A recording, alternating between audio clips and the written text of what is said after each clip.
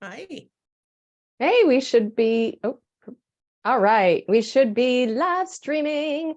I am going to spend one hot 30-second time frame just double checking all of this, you beautiful people out there. All right, we have a live stream. So check number 2 now is going to be checking for audio. Awesome sauce. We are there. All right. So that's fantastic. Now I've got it all set up to be able to watch comments. Hello, everybody. Good morning, good afternoon, good evening, wherever you are in the world. Welcome to the Human Design Portal for this Facebook Live. And I have with me the amazing Brigitte Knight. Hello. Hi, Tammy. Hi, everyone. Oh, is Tammy Did I on? say hi, Tammy? Oh, hi, Tammy. I don't even know. Tammy's not here. I mean, hi, Marla. I'm the other Mac. Oh my gosh. Hello to all the Macs out there. All the Macs, the Mac attack. All right. Woo-hoo. I know who you are. So if you are here live watching this, please say hello. Tell me where you're from. Tell us where you're from. And also put your design in there. Oh, Brigitte, I forgot to ask you before we went live. Do you are you able to rename yourself and put the short notes of your design in as your name? So I have 13 Emo MG after my name. So just if you have that opportunity, that would be fantastic, because just to give everybody context about this conversation, we're having, Brigitte and I are going to have a conversation about emotional authority in conjunction with non-emotional authority, and non-emotional authority in conjunction with emotional authority. So I have emotional authority and Brigitte has splenic authority, which means her solar plexus is undefined. So my solar plexus is defined, Brigitte's is undefined, and we're going to actually have a great conversation about that experience. I don't know if I have the ability to change my name because we're on your thingy, or do I? Yes, 3 dots. Click on the 3 dots side above your picture and then go to rename. Above my picture. Mm-hmm. And if not, that's all cool. Oh, there it is. Got it. Got it, guys. Yeah. All right. Do we have anybody on yet? I don't see any comments yet, but I am looking forward to, if you are here live, definitely chime on in, tell us where you're coming from. And if you're watching the replay, just put #replay. I'm happy to check out the questions. If you have questions while we do this live, please post them in the chat. We're happy to answer them. All right. Okay, Brigitte, you ready to rumble? Yes, emo versus emo. Let the party begin. Gloria is here. Hello, Gloria, New Mexico. Hello, hello. Great to have you here. Okay, so let me introduce Brigitte Knight without further ado. Brigitte is a human design educator and mentor, as well as a human design informed counselor. And she lives in sunny California, which is wonderful today. It's a little cold where I live. So she lives in sunny California and is a contributor and moderator of the Human Design Portal. So Brigitte is one of our group experts in the portal. So I'm super excited to have this discussion with Brigitte today. And yeah, so we're gonna cover some great stuff. Sounds like a plan. Thank you for inviting me. Yeah, I'm excited. See what pops up for us. It's gonna be fun. Sounds good. All right. Okay, so let's jump to the first question. Here we go. Okay, so Brigitte. Oh, hello. Yes. Hello, Heather. Hello, Heather. Heather is live. Heather Fisher Page. So Brigitte, when did you learn human design? Number one. I learned human design in 2006. It was a student of Karen Curry Parker that was a client of mine in my nursing life. Yeah, so I'm an OG, I guess. Yes, I wish I knew human design existed in 2006. Let me tell you, that would have. Oh, I was so fortunate. Yes. Yeah. High five you. All right. When did you become aware of your emotional center? Like, what part of the process? I think pretty much immediately, because when I learned that I was a projector and needed rest and needed invitation and all that, there was this huge relief. So once I got past that, I just dived into training with Karen Curry Parker, and she was Karen Curry back there, so I will slip. And once we studied the open centers, my eyes were just like, whoa. And I have how many? I have three open centers, but they're pretty powerful ones. They're the G center, the sacral, and the emotional center. Great. And as soon as I heard the description for those, I was like, yes, I definitely relate to those characteristics, those patterns, those feelings. And right away, I just kind of focused. I mean, I understood the sacral and energy level, right? And I was burned out, so there was really nothing to do but just recover. And then use my strategy to recover. But in the emotional center, and I could definitely relate to absorbing other people's emotions and the amplification of other people's emotions, and really feeling uncomfortable with the feelings my whole life. And I had come up with patterns of how to deal with it, right? So I would hide, I would run away, I would avoid confrontation like there was no tomorrow. I would cry sometimes. And I'm going to tell you about the crying, because the crying is really interesting to me. I always thought I was crying because sensitivity is in my chart big time, but wasn't that. It was not knowing what to do with the large emotion of, I need to respond to this, and I need to tell you a few things that you might not like to hear, but I'm not going to be able to deal with the feedback that you might give me. Right. So the crying would be because I was sort of holding on to those emotions and they had nowhere to go. So they would come out as tears. And to some people, it looked like weakness. Oh, she's a pushover, she's a wimp, or they'd get uncomfortable with tears, right? And I'd have to explain myself. Like, I'm not crying because I'm weak or I agree with you or whatever. I'm crying because I don't want to have to wrestle you to the ground. So that's kind of how I started to speak about that. And, but, it took a while. It took a while for me to learn how to handle avoidance and all that stuff. I wanted to say something interesting, that as time went on, I noticed that when I would speak from that amplified emotional center, people would literally act like I had breathed fire from my mouth.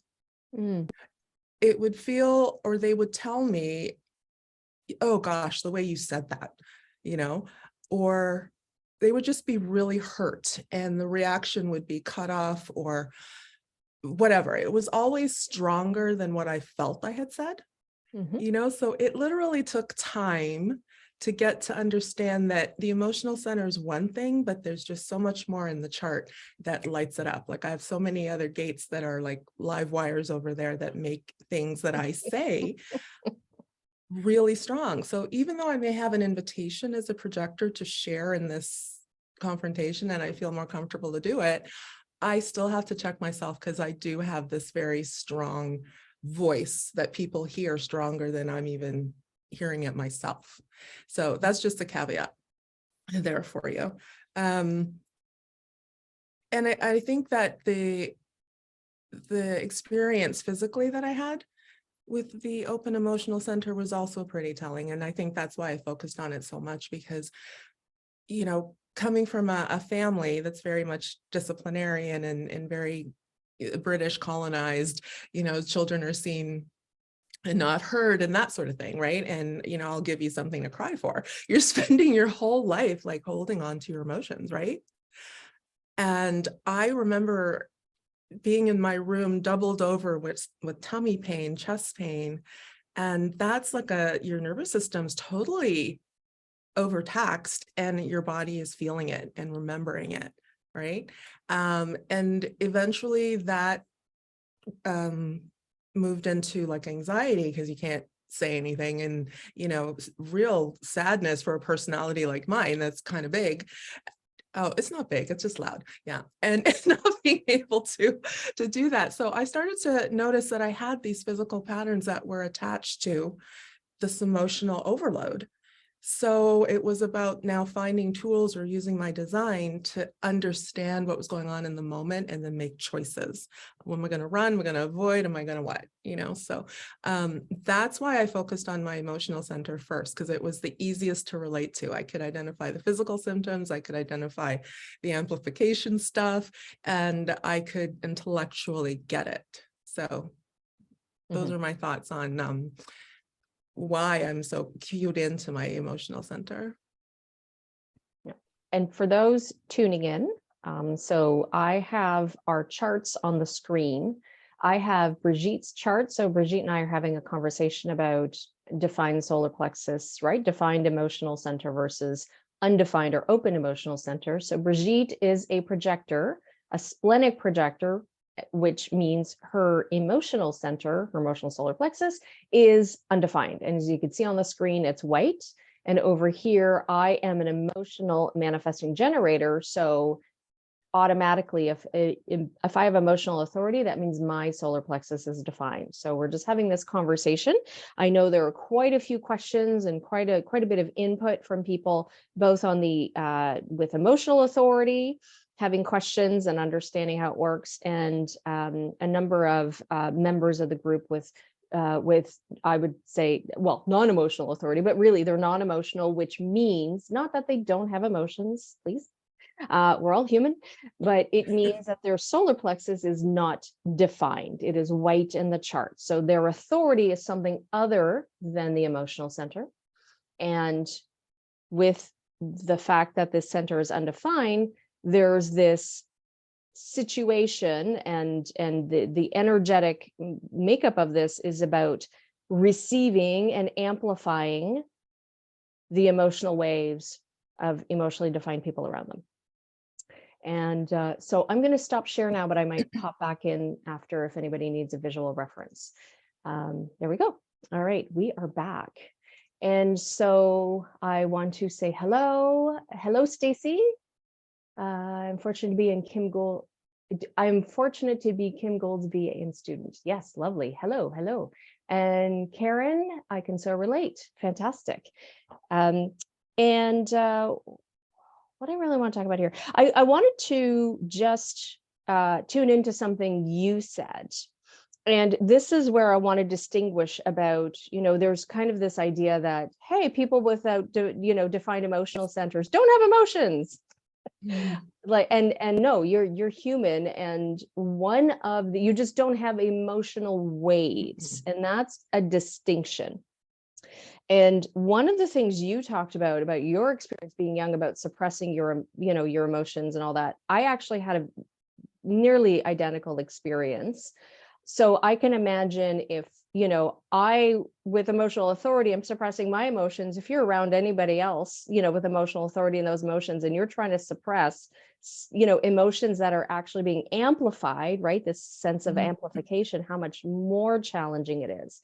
But I definitely got the, if you don't stop crying, I'll give you something to cry about. That was a very popular line in my childhood. Yeah. And when I look back, I think, gosh, if I had really just had that opportunity to just get the drama out and over, how much healthier that would have been, and how much more mature emotionally I would have been as an adult. I think took a long time. I used to fight as an adult, and I'm like trying to make my point, but I would have this programming of suppressing my emotions. And like you said, the tears, it would come out as tears, and I wasn't crying. And it was, I'm trying to fight like this. And I'm so I'm pissed now at this. Yes. Like it's anger. I thought I was the only one. No, definitely not. Definitely not. So that took a number of years to, condition. It now does. I speak my piece. But well, if I could add something to that, is what you just said, is that it takes time, right? And we don't always like to use years, the word years, but it does take years. The deconditioning is not happening overnight. Mhm. You know, I have many clients that after 1 or 2 sessions or the third session, I expect them to say, so what's going on? What's going on? My life hasn't changed. What's happening? I'm like, well, we gotta go out there and do it and, you know, come back, let's talk and you know. So yeah, it does take time. And back in those days, there wasn't forums as plentiful as they are now. There weren't classes and all of these wonderful programs. So everyone was out there working the program on their own. There wasn't internet information, Mm. right? So I think that's what puts people in this state of, I can learn this on my own. And it's like, yeah, you can, but why do that? It's easier to come and like hear the people who've gone through it and make your life a little easier. Mhm. And when you connect to other people's stories, there's a lot Yeah. of, I find transformation can actually happen more quickly, right? And that Absolutely. progress can happen more quickly. Not to mention, when you know you're not alone and you know you have support. Yeah, Mhm. that's true. Awesome. You know, when you were saying about responding to me saying be seen and not heard, I Mhm. started to think about, you know, people who are from different cultures, learning human design and some of the beliefs and values that might hold them back from really working the program of human design. You know, cultures where women are seen and not heard, right? Cultures that are deeply religious, deeply spiritual, and anything outside of their way of doing things is scary and frightening, even though it's the very thing that people need, you know? So I think of those things that keep people repressed for a long time, that human design seems like such a breath of fresh air, but there's fear there, you Mhm. know, fear for whatever reason. And I just want to, if anyone's listening to this who may have questions around that, I felt the same way. I was super scared of human design at the beginning, but I was so desperate to heal that it spoke to me, and you went for it. So that's just my 2 cents for anybody who's holding back. Karen asks, what do you mean by working the program?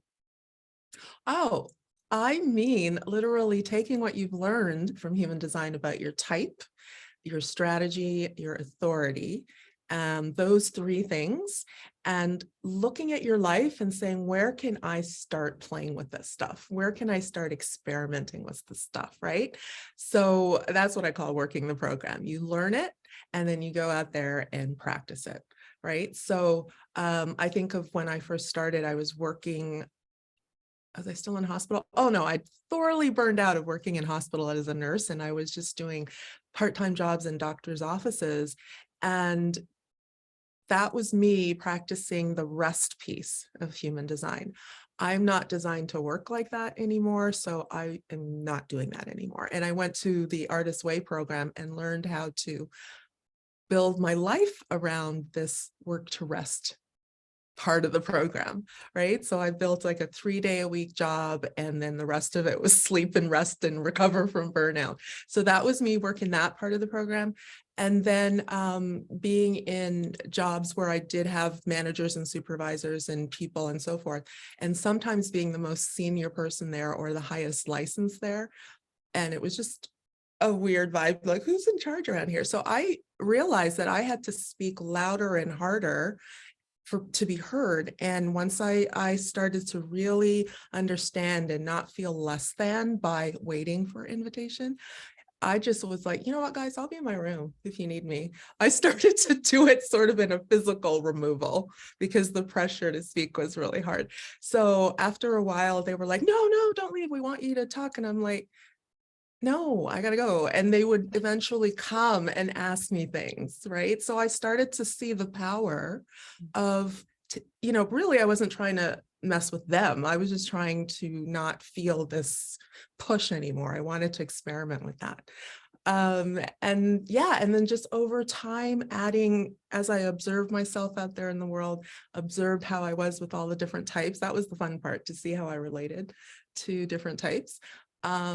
I learned so much, and I just added that to my learning, you know. So I hope that helps you understand what I mean by working the program. That was my way of working the program. Everyone has different experiments that they can try. And I encourage you, get to know your type really well, get to know your strategy really well, and just start playing with it and see what happens. Yep. And Karen says, thank you. Oh, So, you're yes, welcome, Karen. wonderfully Nice, good explained. question. I love it. If you don't mind, actually, I wanted to jump. You brought up about your nursing experience and your burnout, and I would love for you to actually dive into that a little bit more, and then especially with your experience with your Undefined Emotional Center. I think there are many people who tuning into this, whether live or on the replay, are probably at the beginning or early stages of their human design experiment or gathering knowledge, don't understand all the things, and your telling of your experience and moving through that would really help them, first from a recognition point of view, and then understanding they're not alone, but then what's next, right? How do you move into a healthier space and start healing from that? So yeah, let me just clarify if I understand. So my experience as a nurse and experiencing burnout in that, how did I use human design in my healing process? Is that sort of? Yes. Yeah. And I would love for you to spend 2 or 3 minutes just talking about your experience as that nurse going through burnout, and kind of some of the coping mechanisms you would talk to me about what you were doing before the recognition of, wait, I have to change something, What I was doing. Oh, okay. Yeah. So I believe, like, I've had several episodes of burnout in my life, right? But I think the one that was the most that people can probably identify with more is as a projector and having an open sacral in hospital with a lot of other go people. My sacral was young and woo, I can do it too. So I made sure that I ended up in some really high stress, high energy, high activity, high adrenaline spaces, like ICU and the ER. I just always wanted to be in the middle of it. But I didn't realize that, sure, you're in the middle of it physically, but there's literally somebody in front of you dying and we're all trying to save them. And it's just, you just don't realize what's going on with your body and your mind, right? So after we would possibly run a code, I would just go in the stairwell and just cry. And I'm not crying for the patient because they probably lived, or, it's just this release of everything, right? But when you work like that for several years and then they flip you to night shift every 2 weeks, your body is like, oh, what on earth are you doing? So I remember, working for 3 days, sleeping for 4, working for 4 days, sleeping for 3. And I thought, this is no way to live. There's absolutely no way to live. And I had no idea how not to do it. So I burned out spectacularly and really could not get out of bed almost for the better part of a year. And everyone was like, you're physically healthy, but I had burnt out what 2 little motors I had. And I had been living on my my open centers, like my open will center is also dead, and so all of those things got me through, but now they were saturated and couldn't go anymore. So my coping skills at that time was to sleep and then to quit and to keep looking for a job that was less and less taxing. Right? It didn't satisfy me because I wanted to be in the fray, right?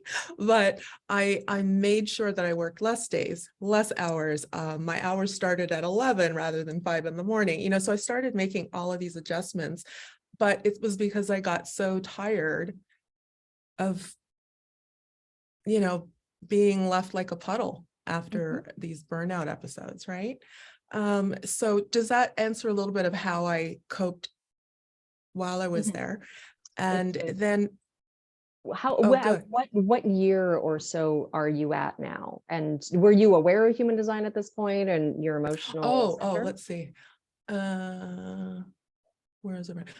I burnt out again, 2005. Like, I think I've had 3 spectacular burnouts in my life where I've had to really take time off.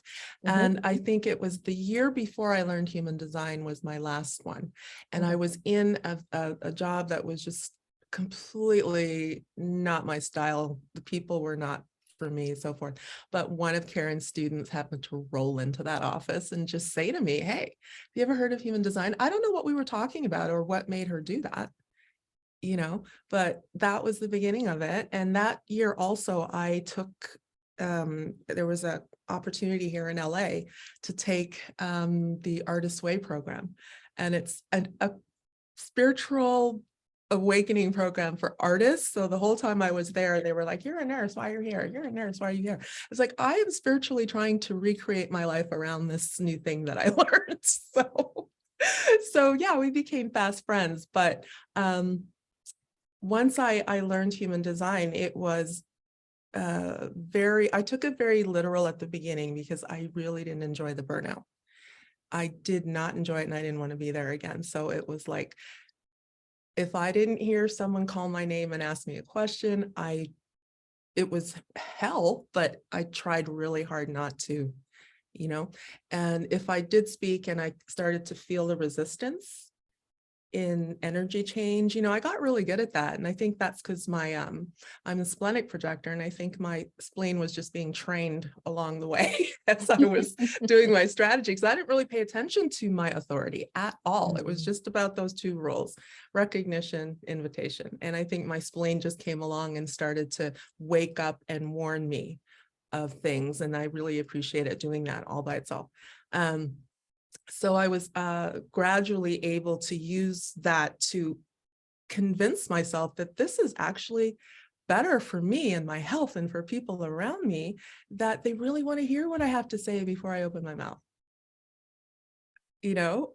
And even going to job interviews, I have to say that people do exactly what's in my chart. They fall in love with this projection of me. And because I don't want to enter a situation where I'm going to burn out, I am really, really aware of that love fest going on. And then I'm like, you know what, I got to go. Or we need to clarify what it is you want from me. And it's all because I know where I came from. I know what it took to heal. And my chart also gives me a lot of things to scan the horizon for, so that I don't end up back there. Right. So was there another part to your question that I'm not answering? No, it's great. I have more questions for you if you're ready for that. Okay. Sure.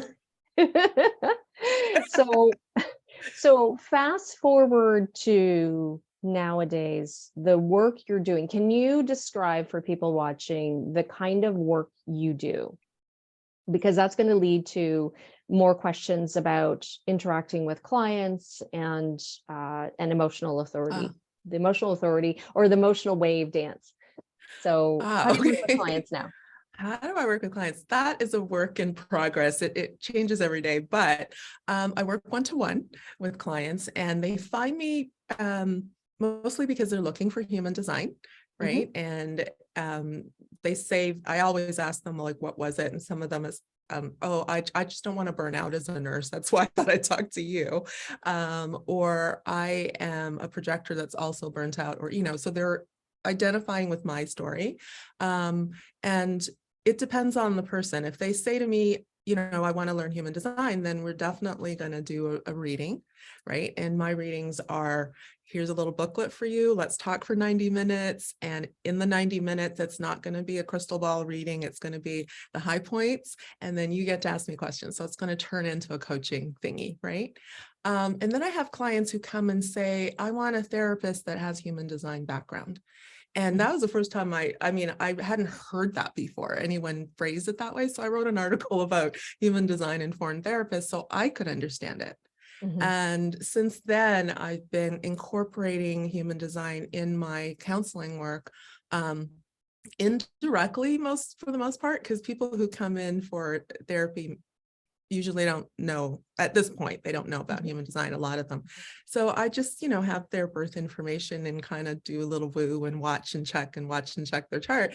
And I kind of figure out who they are and I start speaking their language, like whatever their human design language is, relationship languages, communication languages, I use it as I'm speaking to them. And it changed everything in the room.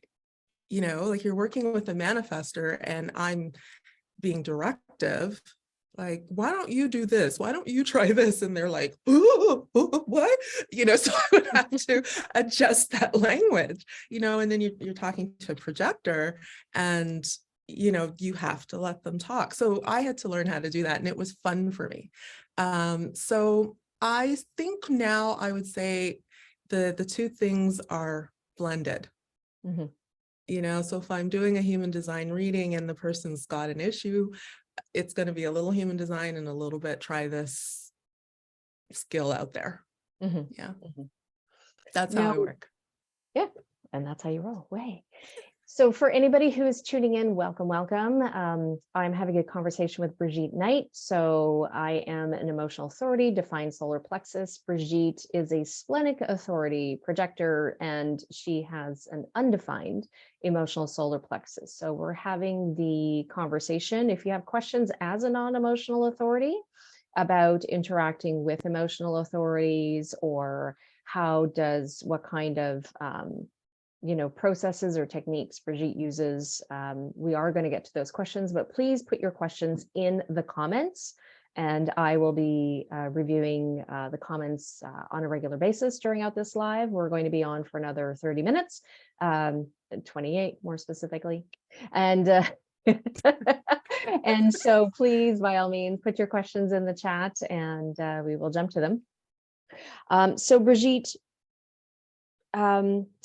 I would love to know, how do you use your experience, your learning, everything you've, discovered about your open or undefined emotional center, and, how do you use it in your practice? Like, how do you vet your relationships? How do you vet your clients, right? How do you, are there things that you really want people with non-emotional authority to learn from you as somebody who's been longer in their experiment?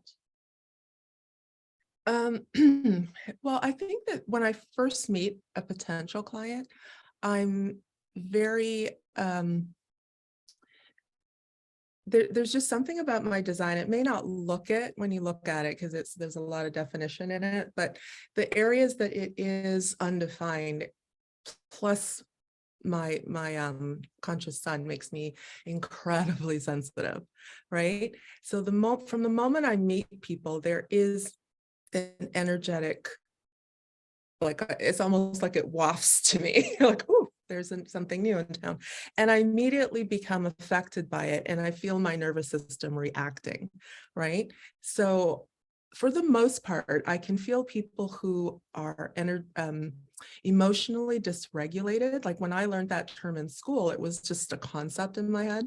But when you experience it now, knowing about emotional centers and what it feels like, it's like, oh, that's what it feels. I see the behavior, but now I understand what I'm feeling about it. So when I've had clients who come in and they're like bulls in a china shop, and I might realize that they are like a little much for my open solar plexus. So I notice that I ground myself. Like I actually will even use that. I talk to myself as I'm talking to clients, like put your feet on the ground, hands on the desk, and really be still, right? Because it's almost like there's a charging bulls coming at you and you just sort of stand still, or a bunch of bees coming at you. So I know that I adjust my stance when I'm working with some people who are not fully aware of how their emotional state affects others, right? And as we talk, as we get to know people, they will start reacting to me the way that they react out in the world. Like they may have come in and said, all my relationships are terrible. Nobody likes me. I'm always, people, I haven't done anything and they don't like me or whatever, right? And over time, they will eventually do that thing to me. Right. And I will get really curious about it. I'm like, when you did that, this is what it felt like to me. Did you notice that? And they're like, whatever they say, now I have an opening to talk to them about. And they, if they've worked with me for any time, they know that I'm very, I don't even know what's the word I want to say, sensitive. That's all I can say. They know that I pick up things that they don't, and they're always shocked. So when I say to them, that affected me this way, or it felt like pressure on my chest or something in my tummy, did it feel like that to you? And I said, did you know that that's how it affected me? No. So it starts their own awareness of their center, their emotional center, right? So we talk about that. I show them my chart, their chart, and I show them that when you're here, I get this from you, and I amplify that. So I feel, so anything you throw my way, I'm going to feel it deeply. But because I've had time to work on my emotional, open emotional center, I have language now. I don't cry anymore. I don't run away anymore. Don't have to leave the room anymore. I actually can lean into you and say, what is going on over there? So that's just one example of how I use it. I love what anchored for me when you were talking was you say, now I have language for it. And when you can get to that point, when you have language, that's a process, because then, you've had that opportunity. And I think human design is great for that, from that learning perspective, to say, hey, this may not be mine. Right. And to at least suddenly give you that opportunity to have a different response, a different reaction, to kind of go, whoa, okay, this is intense, but this may not actually be mine. And now it gives you space to process a little differently. And then from there comes language, right? Because there's distance as opposed to being sucked up into the vortex. Yeah. Right. Yeah, I would agree with you. I think when I first learned human design and started with the emotional center, Karen had given us language back then. And I don't know if it's a raw language or if it's hers, but it's not personal. And I ran with that phrase for years. Okay, I don't feel good. It's not personal, and I'm still leaving the room, right? And then over time, it morphed into, okay, this has nothing to do with me at all, right? And that, but I was still protecting myself. And I want to honor those things that people do. When you're first learning to deal with strong emotions, strong energy, confrontation, it's not going to feel great overnight, even though intellectually it's not yours, right? So you still got to do your thing. If you have to go hide in your bedroom, and it's fine, because in a year or two, you won't be doing that, right? And then over time, it went from, it's not personal, this isn't mine, into, wow, I wonder what's going on over there. I felt safe enough to do that because I had handled my side of the street. Right. And I had been observing manifesting generators for a really long time. And I observed emotional manifesting generators that were managers of mine. So they're bringing energy plus a defined emotional center. And I could never figure out why I was always running into my treatment room and, using machines and chairs and cupboards to hide myself. I couldn't figure it out until I did this person's chart. And then I thought, oh my God, just a container of energy that doesn't know how it bats people around. And for me, with those open areas in my chart, it literally felt scary. And over time, I would be able to say to her, you know what, I need to go to my room. I'm going to my room. And I didn't have to do the barricade anymore, because she started to understand. I said, you work too much right now, gotta go. And I would just play with her. So she learned over time, that, and then our other coworkers, I would share I said, she's not trying to be this or that or whatever. It's just her way. And you just get out of the way until she does her thing. So that's what I mean by language. You teach yourself first, and then you it somehow gets you to perform differently in the world. And then I think especially for projectors, the more you talk about who you are and say, my little projector body needs to rest, and you use these words out there, people get to know you, and then they start to relate to you differently. So words are powerful. Use them if you can, Yes. And it also goes back to something, Karen has said, which is, give from your saucer, not from your cup. Always make sure you've got reserves, right? Or you're really honoring your reserves and boundaries. And boundaries do require language, and they require action. Like I said, just removing yourself from the situation. A little bit of context. There's somebody in my life that I love dearly and that I've taken on a lot of responsibility for. And I am learning to honor boundaries. Boundaries over time, and more recently, weren't as big an issue, but I didn't have somebody in my life that suddenly really challenged the boundaries. And they challenged the boundaries because they had needs. Mm-hmm. And it was finally a recognition that I'm here for you and I want to give and support you, and I cannot give everything that I have to you. I need things for other parts of my life and other people in my life. I will do my best to find support for you, but I don't need to fulfill every single role every hour of the day. And sometimes I just need to remove myself. Like, no, I'm out of here. And be specific.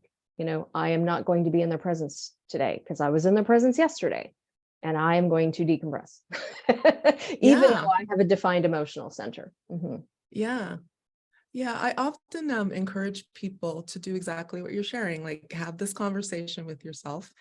Nobody else knows what you're doing, but you're acting on, and that is really truly a part of embodying things, working the process. I get trained. I see an opportunity to use this piece of my training with this new experience, right? And now I get a chance to practice some language around it. And then I act on it, which is I remove myself. And wow, I've, gone a little bit further in my journey and my human design experience. And now I have something new to share with the world. And like you shared it with us. Mm-hmm. Right. And that's what I love about human design is we have so much, like you said, to learn from each other in our experiences, right? It's not all in the book. You personally are not in the book or in a training. The learning is doing and mm-hmm. applying, isn't it? Yeah. It's very line 3 experience, right? That's like mm-hmm. Ra's messages, but basically the textbooks are great, but only to a point. And then you have to go out and experiment, because then it takes on new meaning and like a sort of a customize, a kind of morse, right? To how that responds. And I think that the beauty of human design is that visual of kind of going, oh, okay, I'm not broken. I don't need to be fixed. These are areas that I have a particular sensitivity, that I take in things, right? That especially, and amplify things that aren't, personal. And like you said, it's not personal. That language I think is super helpful.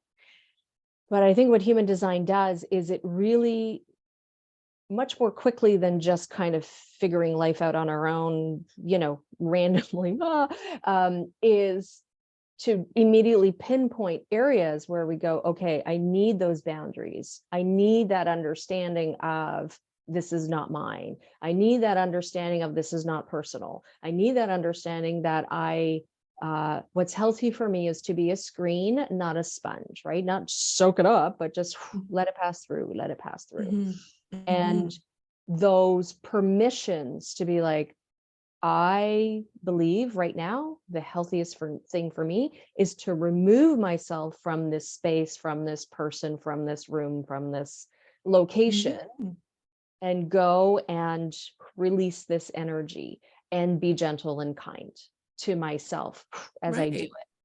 Yeah. I love that. Any little change in behavior for the better is amazing. Even I always tell my clients, even if you just think about removing yourself, just that is already, shifting things for you, right? I had a thought and it's totally gone. So That's okay. I'm just going to say, when you have that awareness that it's like, oh, okay, I can choose a different action, as opposed to forcing yourself to stay in that situation, becoming overwhelmed, becoming over just, then it leads to potentially to behaviors and emotions and reactions that you're no longer, like, let's just say, in control, right? And grounded, right? You just feel like out, like ungrounded, chaotic, what have you. And, that just, those are challenging situations to be in, right? I mean, I think we'd all like to be a little bit more level-headed. Yeah. And I want to, that question. Yeah, go ahead. oh, apologies, my dear. I thought you were finished. I just want to add something about that. It just struck me of parents and children. So if a child has openness and a parent has defined emotional center, right? Taking some of the information we've talked about today and reflecting on, wow, I wonder how I'm affecting my child, because together they are going to be amplifying whatever mood or emotion or chaos or crisis or sadness or whatever. My kid is going to be a reflection of that and feel it on a level that's deeper and more profound than I do. Right. So thinking about that in your family dynamics, because you're always there with them, and vice versa. You may have a child or a partner that is defined and you're open. How is that affecting your relationship? Are there things you need to talk about? Like I encourage couples to do weekly check-ins. And so when whoever's meeting with me, it might be just one part of the partnership. When they meet with me, I'm like, you know what, take this. I suggest you take this into your couple's check-in and talk about it and see what you think and say, this is the question for my open emotional center. Whose emotion is it? And I've been thinking about this week. So you've been mad and I've been feeling twice as mad. What's up with that? And having these open conversations that really even help to incorporate human design in your family. And there's ways to use human design without using human design language. And again, that's something that's taken me time to develop, but I do use it with good effects. So I encourage people to talk about their human design and find ways to do it that are sneaky but powerful. I just wanted to say that. Yes. Oh, I love it. Sounds like a course, how to do stealth human design. I love it. How to human design your family without them knowing. Yes. Oh, yes. Perfect. Trademark that. So we have a couple of comments. I have something that's popped into my head super quick, and I have a big question for you then, Brigitte. So Stacy originally had asked this, and she posted this while we were conversing, and then she said, "You're answering my question," which was perfect. Oh. So Stacy said, "Brigitte, how do you process human design? Oh, sorry. How do you process rid yourself of other people's emotions? Does it vary? I'm asking as a person with a defined emotional center." So this was at the time you were talking about telling your colleague, got to go to the other room, got to, and all of that. So as Brigitte was talking, Stacy too, it's also an awareness on the other person's part to understand that when, let's say Brigitte now has language and understanding, and when she communicates that this person is also open enough to understand, oh, okay, I get it. Sometimes maybe I'm me, and in that meanness, that's like a lot for someone else to take, right? And that person just needs to go and sort of shed some of that and come back, and everything's cool, and it's not personal, right? It's not like trying to be offensive or anything. So thanks, Stacy. Let me know if you have any follow-up questions. Valerie, so Brigitte, when you were talking about the parent and child scenario, Valerie said that has been a journey for me as a splenic projector and my emotional projector little girl. She has such big waves. And I want to just add this as a defined emotional solar plexus person. Now, I cannot compare the experience of being undefined or open emotional solar plexus. However, I can relate to an, of feeling hurt or like, blah, right? When somebody that you care about, your defenses are down, right? As opposed to some random stranger yelling garbage at you, right? Somebody in your environment that you care about, coming at you with their emotional force, let's just say. And it took me a while to get that. And this is before I think human design came along and things cemented after that was, oh, hey, they have strong emotions sometimes. And what's valuable for me is discerning, are they because of me, or am I just present and on the receiving end of this need to move this emotional force out, right? Somebody being cranky or snarky, right? And when I was working at one point, they're just in the corporate world, there are just some things that were just annoying the crap out of me.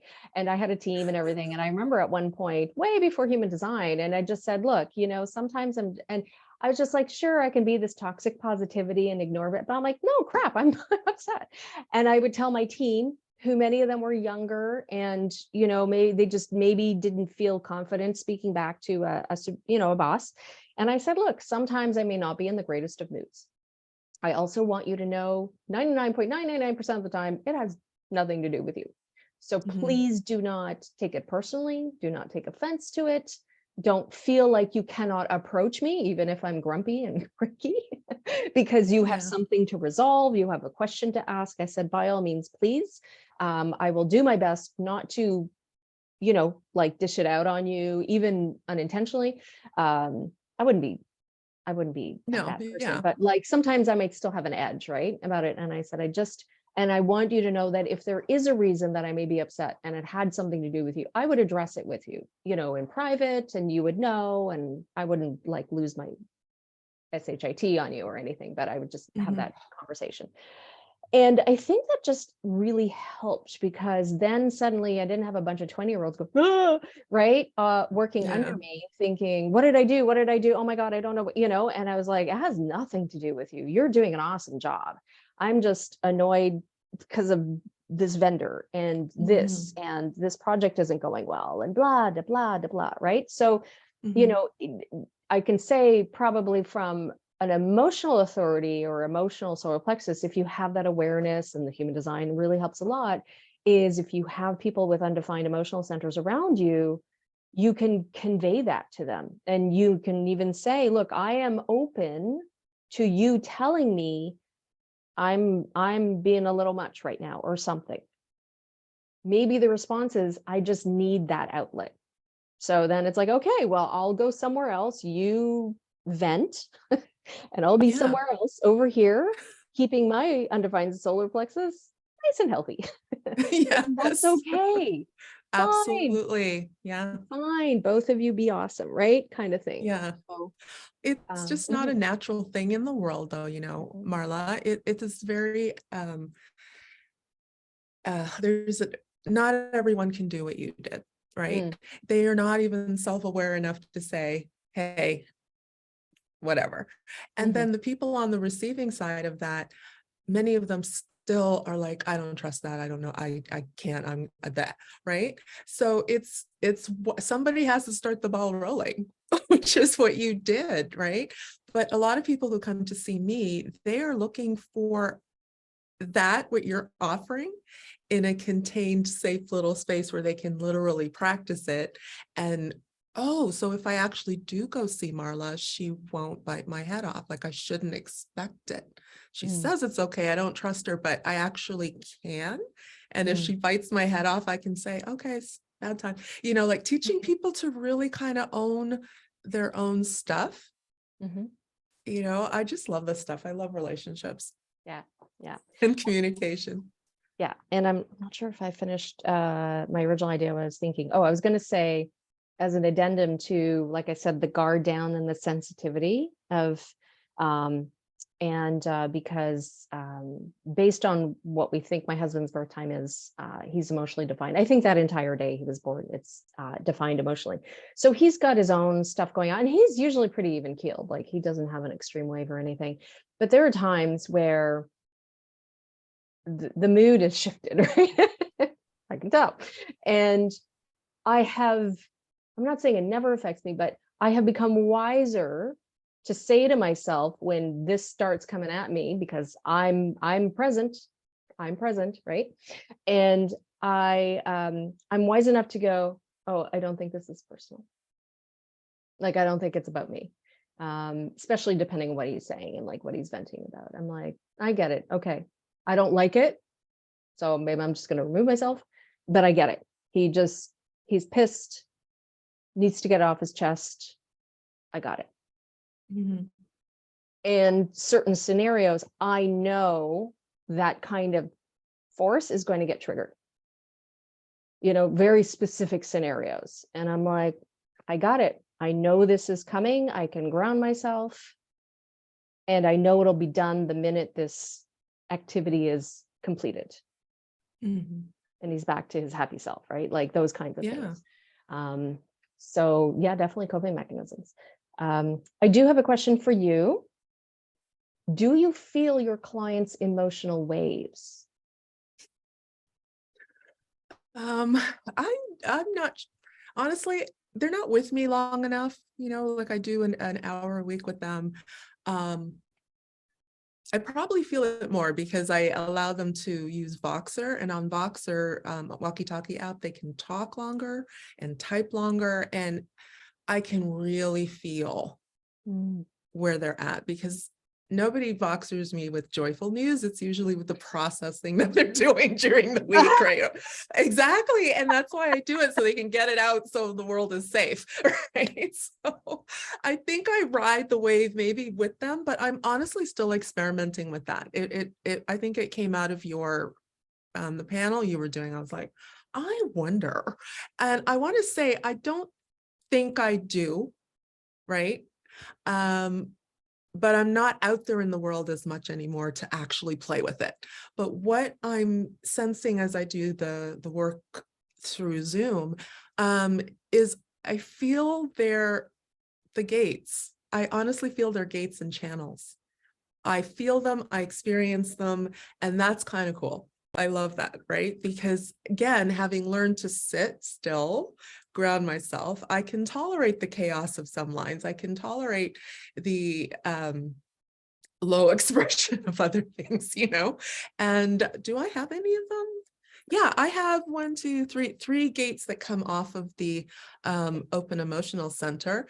And I feel all three of them sometimes, I got to tell you. And I can go back in time and hear someone say, well, you're so aggressive, you're so assertive, you're so fun.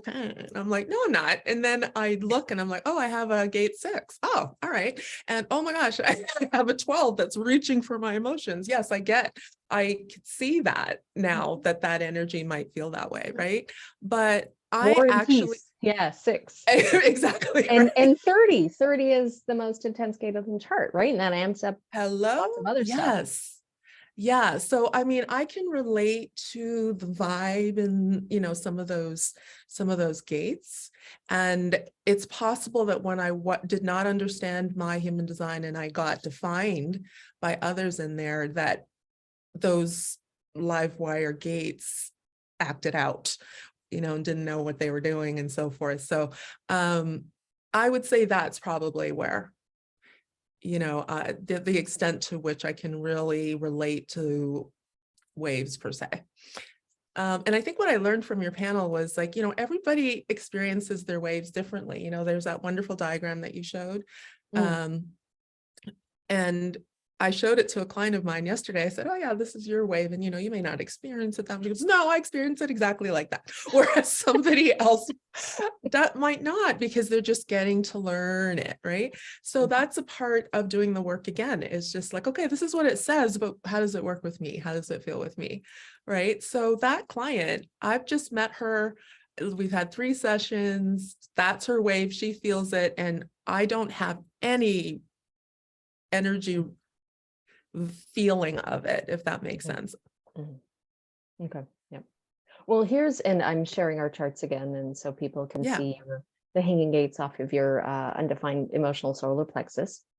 And so I'm kind of curious though, because this is I mean, there is a still a distinction between the emotional wave, right? And things that can happen on the wave and like emotions in general, because as we're all human, we all have emotions. And so where is that difference? Is it more, I kind of want to, I want to know from your perspective, not only as undefined emotional solar plexus, but also as somebody who's now worked with a number of people and you're talking about emotionally unaware and all those challenges, like what are we talking about differences emotions wise? Is it the expression of it? Is it this feeling of almost like a pressure? You know, how does that, like, how is that experience? Because yeah, I mean, that's my question as somebody who doesn't understand all of those mechanics. And I'll also just add to that conversation we had yesterday. If I'm in a situation, like, I mean, if it's a puppy or a kitten or a dog or a pet, like I'll always cry, right? Like I'm the first to cry. And my husband's like, don't cry, right? And like that's kind of our cute little thing. And however, if I see somebody, they have a strong emotion, they're in some sort of situation, which is very upsetting. I mean, I do feel for them, right? And if it's a close friend, I feel more. But sometimes I used to almost make myself like wrong about this until I learned about, defined or undefined, solar plexus. And I have defined solar plexus is I was like, I can feel for them. Like I feel bad for them, but like, I can't feel them. I'm not taking in their emotions so much. Like I identify, okay, I get it. But it was almost like there was a bit of a block or a wall, right? I'm not taking that in. And as you had been mentioning on our call and also in this is like you can feel, you can amplify these feelings, right? But I'm just also wondering, like, I get theoretically that if you're not around, people with crazy waves, right? You can.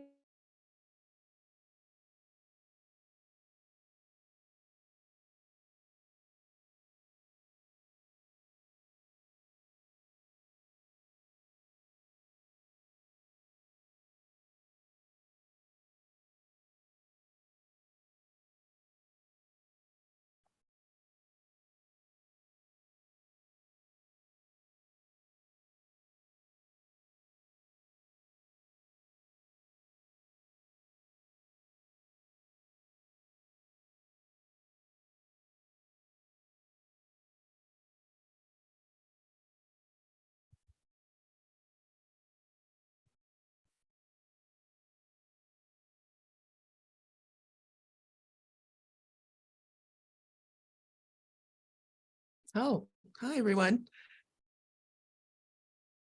Hi. I just got a message saying I am the host now. So I'm so sorry. It looks like we're having some tech problems. And Marla was at the helm. So I think she was talking about, the last thing I heard she was talking about is oh, what was it?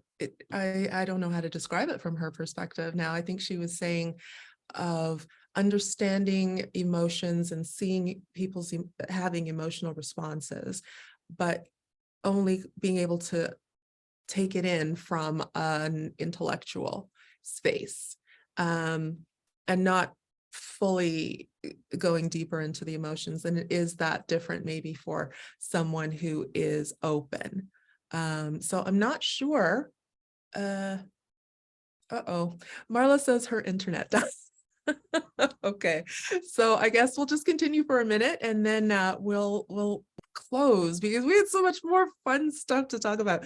So I believe that where she was kind of going with that is, how do I experience people in general who are not, coming in with anxiety about meeting me and nervousness about knowing what the process is, nervousness about, well, how does this work? They have no idea how therapy works or starting their human design journey works, right? So that is one level of energies I'm going to feel, emotions I'm going to feel, anxiety, fear, shields up, guards up, right? So that's one level of experiencing my open solar plexus. And the way I deal with that many times is just bringing it into the room in whatever way they can take it in. If it's a human design person, I'll bring it in and say, how are you experiencing me? Or how, do you want to hear my thoughts about how that came across?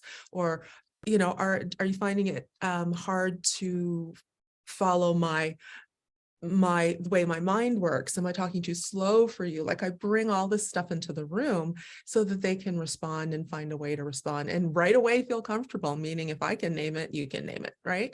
But I think Marla was getting at maybe with friends and just people, like her workmates that she had, and you're just, they're having a bad day or something like that. And she experienced as a person who's defined that, okay, I see you're upset, but that's kind of where she's at. Whereas with me, I can see somebody who's upset, and in the past, I would want to go towards that and get all up in it, right? If it felt safe. But once I learned rules too, like allowing people to have their emotions is another advanced thing that I learned. It's okay to allow somebody to cry. It's okay to allow them to be mad and to vent. It's healthy for them. And I have learned that all I have to do is sit here and wait till it passes. Or if I am feeling pressure to do something, I can again wait for a good opening and say, can I make a suggestion? Or can I help? Oh, Marla might be coming back. I'm not sure. Are you back? Are you back? Oh my God, I don't know what happened there. You might have to cut my whole part out because I was just babbling thinking I was on camera. Line 3 life. Okay. Something is up with, I have a hard connection, like for my internet to like avoid stuff like this. Yeah. From my modem, like I'm not on Wi-Fi, like I'm plugged in. You're hardwired, yeah. I'm hardwired, and it just died. And first I couldn't see you anymore. I was like, oh, Brigitte, you're black. And I maybe it died like when I was still talking. And then all of a sudden it just went, right? Zoom just went, and I'm like, oh no, here we go again. And so I'm like trying to, and then like Wi-Fi and this, and it's not gonna, and then Wi-Fi was like, no internet. And I was like, oh my God, no, don't do that. Like, really? So I don't know, maybe 2:00, like my time is like not the greatest to, anyway, I won't bore you with the details, but I finally had to unplug and replug, and the computer's like, oh, hey, look, there's internet. And I'm like, so. Oh man. I'm emotional wave, and I'm like,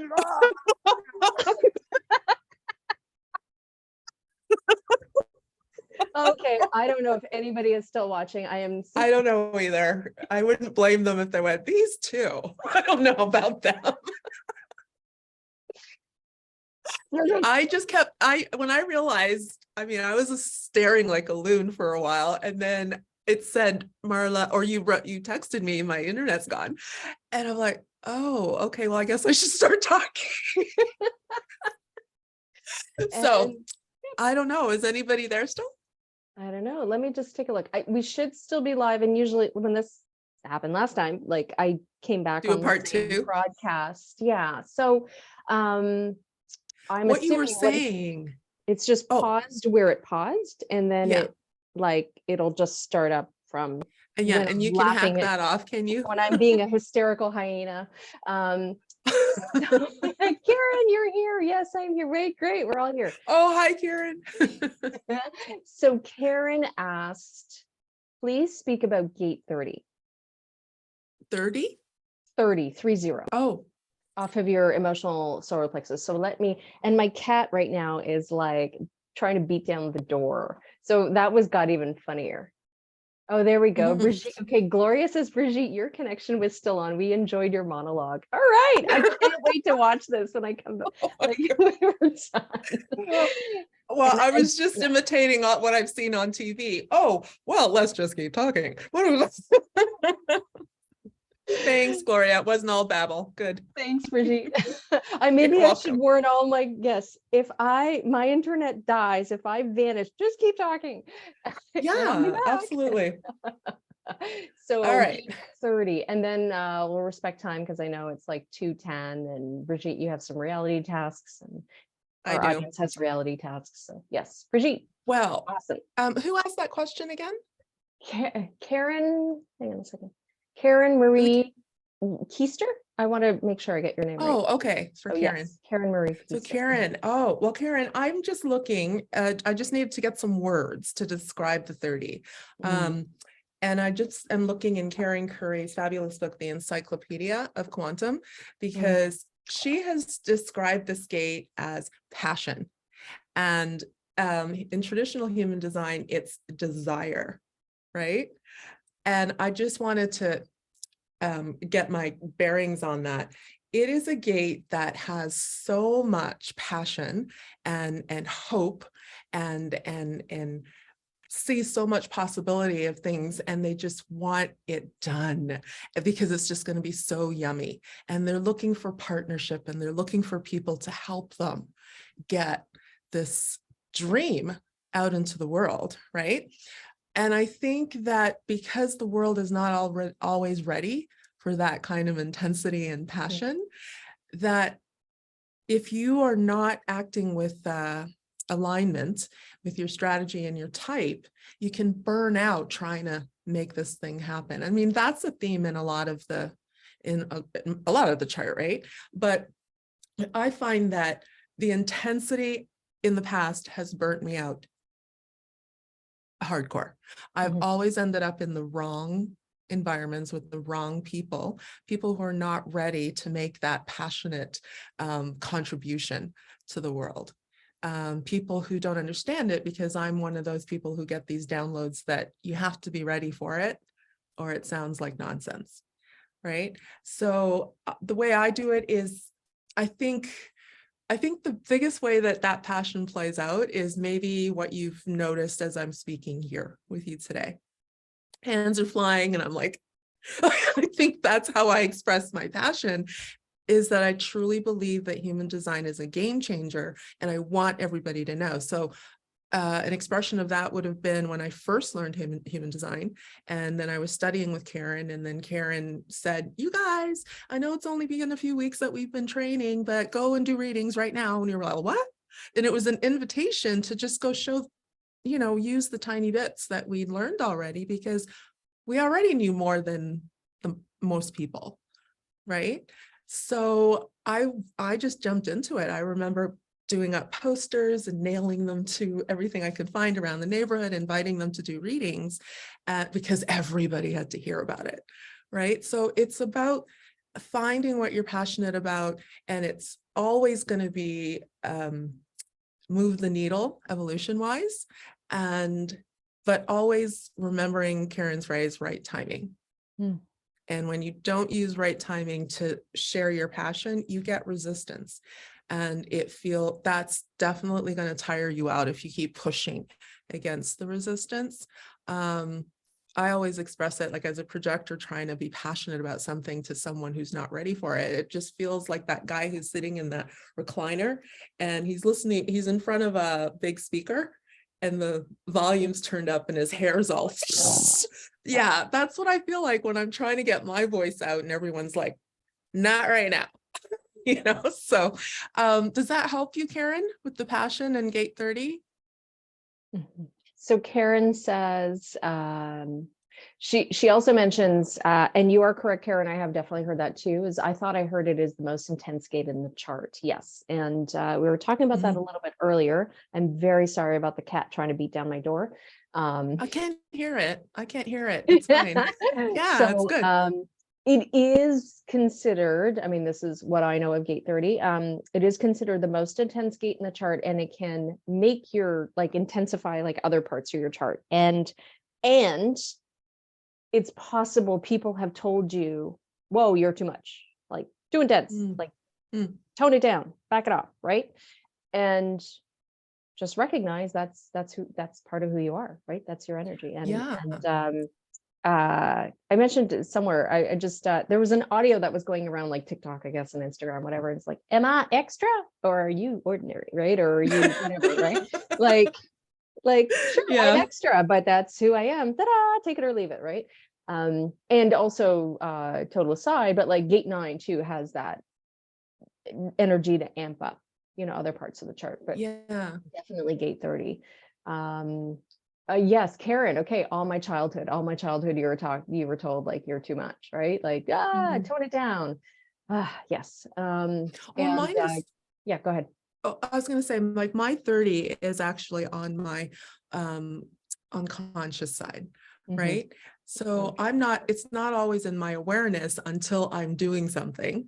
And because I operate more from invitation now, I don't get that. You're too much anymore. I think growing up in the background that I had as a child, people actually use that. As a projector, we get used a lot because there's this wisdom that's naturally there that people clock into, adults even, and they pull from it. So I think even as a kid growing up in my family and in this very active religion that I was in, they see that talent that when you speak with passion, and we need that. And you are a great spokesperson for our family, a good rep and this and that. So I think I experienced more, let's use that. Right. And I think that would get me in trouble too, going to job interviews, because they could see that, I really believed and I really leaned in and I really talked about stuff with intensity. But I think that when it's invited, it's a beautiful thing. So not to be afraid of it, not to be afraid of it at all. You will meet the right circumstance for it. I think there's an expression that goes with it, like not to be anxious about getting people to connect with you, but let go and let God, right? I've heard that expression before, let go and see where just enjoy that passion ride, because it feels really good sometimes, Nice. Do you have anything else you wanted to add before we wrap up? No, this has been so much fun talking to you about this. It really has. I hope you're okay. Okay, did I blow you away with my intensity? Not at all. No. I'm a chaotic, open head Najna manifesting generator. Whee! Right? Good. Okay. Enthusiasm. So we're good partners. We're just surfing it together, riding the wild wave. What I would say is, as something I've been running into a little bit with my clients, is that even as I work with them and they know their design, it could be a few weeks and I'll say, you are here to do this wonderful thing. You know that, right? And they're looking at me like, with what? And I'll say, your type. What does your type do? What are you here to do? And they don't always know. They can't articulate it, right? So in the last couple of days, I've been thinking, yeah, we can know a lot. We want to know a lot, but do we know who we are basically? And do we know our strategy? So I've been sharing with them the opportunity to grab my free human design starter kit. So if you guys don't know about it, it's free. It's not a big deal. It's just the bullet points for your type, your strategy, and then your rules of engagement, because I'm really big on communication, relationship. So it has a couple pointers on how to communicate about yourself and what to expect, just a few pointers. And then there is affirmations, because one of my clients asked me yesterday for affirmations in general. And I said, well, you don't know your human design, like 30-second elevator speech yet. So why don't you grab these? So she's going to start there. And then I decided to record myself reading the affirmations. So if anybody is interested in that, I would encourage you to start there, especially all you new people who are roaming around and trying to get it all from all different places. At least have one place that's basically accurate, and then you can branch out from there. So it's at my website, brigittenight.com. And I think that's the one thing I would love people to take away, not necessarily get it, but focus on even what I said it's for, is to nail down who you are first, and then go have fun experimenting. Awesome. Brigitte, I have an invitation for you. Can you please post the link or links to that starter kit in the comments after this is wrapped up, and whenever you have that opportunity. I think people would love to be able to click on that and go directly to the starter kit that they because I do agree, it's sometimes there's There are different opinions about different human design mentors and teachers, and totally get that. Go with who you resonate with. However, there is definitely some weird pop HD happening, like around Instagram and all that fun stuff. And so I would just say there are benefits to getting your knowledge from somebody who's either been trained or who has studied deeply, in human design, and not just maybe read a few Instagram posts and then suddenly call themselves a human design expert. Oh, are those around? Really? Yeah. No digs, no digs. Really?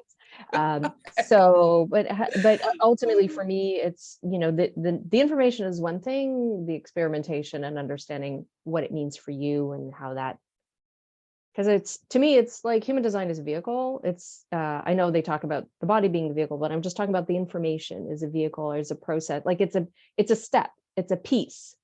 This is not about brain candy learning. It's really about integrating, going, oh, this is what shows up for me. I can honor me. I know what feels good for me, right? I'm giving permission to experiment. I'm getting permission to what feels good. This is what feels good. This is how things show up. These are now the boundaries I enjoy. These are the behaviors, if something's too much, right? And just be able to stay healthy. Ta-da! So absolutely. Amen to that. Amen to that. And Karen, thank you for your comment. You two have great rapport together. We should go on the road, shouldn't we, Karen? The Marla and Brigitte tour. Yes.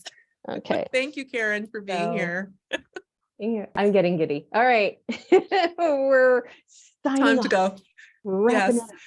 All right. Thank you so much, Brigitte. Thank you, everybody, for tuning in. Enjoy the replay. Cheers. Have a great day. Bye. Bye.